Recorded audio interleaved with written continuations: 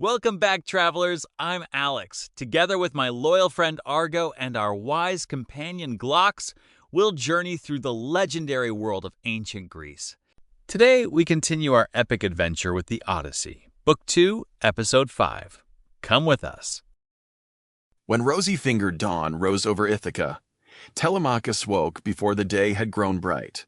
He dressed, fastened his sandals, buckled his sword across his shoulder, and stepped from his room with a new purpose in his heart. He sent the criers through the town to call the people to an assembly.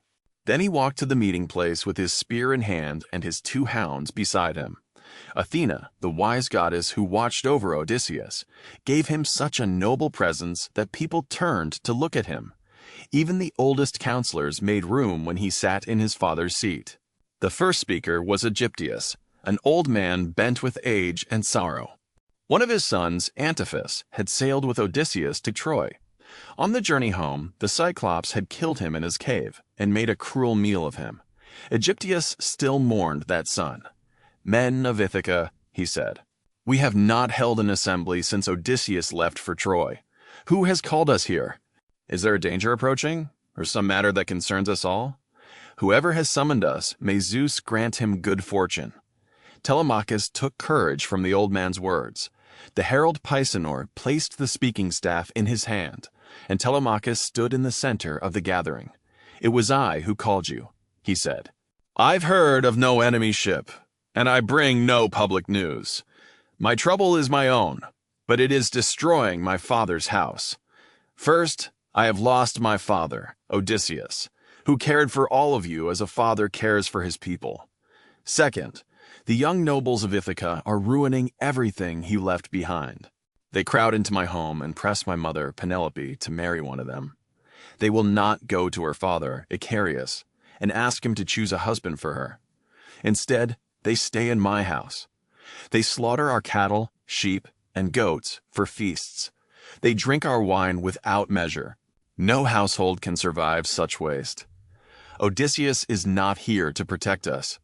I am not yet the man he was, but I cannot endure this disgrace any longer. You are many, and these suitors are few. Have respect for the gods and for the judgment of your neighbors. Do not leave me alone against them. If you truly mean to consume my home, I would almost rather you did it openly yourselves. Then I could demand payment from each of you. But these men give me no way to defend what is mine." His voice failed. He threw the staff down and began to weep. The people felt pity for him, but no one rose to help. At last, Antinous, the proudest of the suitors, answered, "Telemachus, do not blame us. Your mother is the cause of this. For 3 years and nearly a fourth, she has held us in hope.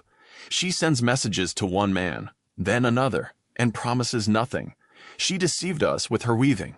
She began a great burial cloth for Laertes, your grandfather. She said, 'Odysseus is gone, but do not force me to marry until I have finished this cloth.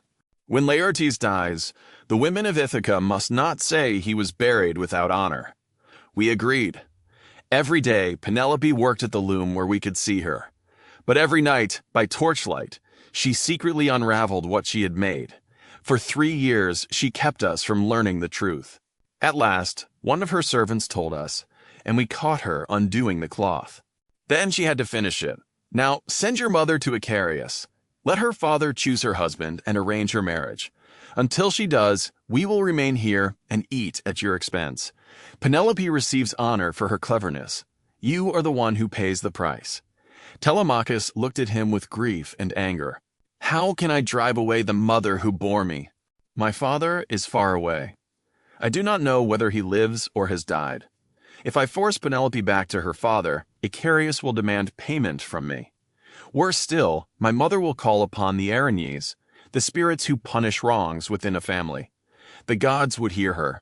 I will not commit such a shameful act. If you are offended, then leave my house.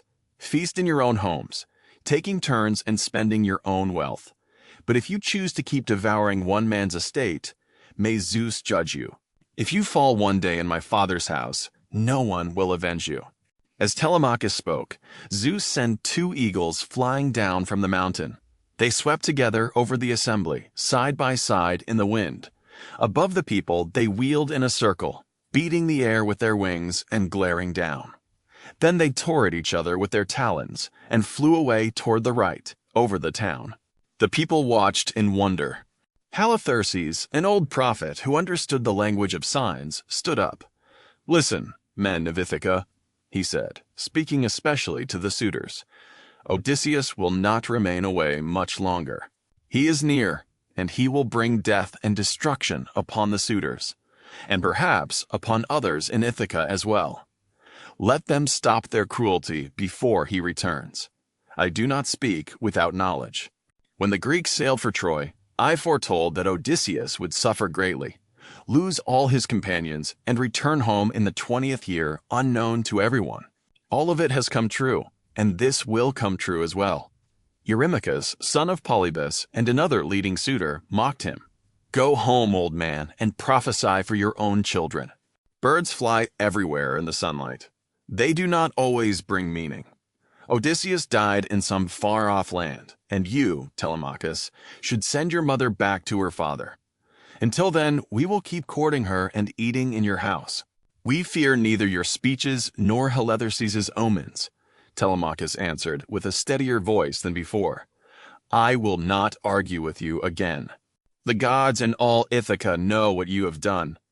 Give me a ship and 20 men. I will sail first to Pylos and then to Sparta, seeking news of my father. Perhaps someone has seen him. Perhaps Zeus may send me a message. If I learn he is alive and coming home, I will endure your waste for 1 more year. But if I learn that he is dead, I will return, hold his funeral rites, build him a burial mound, and arrange for my mother to marry again." He sat down. Then Mentor rose. Mentor had been Odysseus's loyal friend, entrusted with the household and servants when Odysseus sailed for Troy. "Men of Ithaca," he said, "may none of you ever again have a ruler who is kind and fair. You have forgotten Odysseus, though he governed you as a father governs his children. I am angry with the suitors, who gambled that Odysseus will never return. But I am even more ashamed of the rest of you. You are many, they are few. Yet you sit silently and allow them to destroy this house." Laucratus, son of Evenor, rose to answer. "Mentor, you are foolish to ask the people to fight us over our meals. Even if Odysseus himself came home and tried to drive us from his hall while we were feasting, he would lose against so many men. Let the people go home. Let Mentor and Halitherses help Telemachus if they wish, but I do not think he will travel far. He will wait here for news that will never come." With that, the assembly broke up. The people returned to their homes. The suitors went back to the house of Odysseus, as if nothing had changed,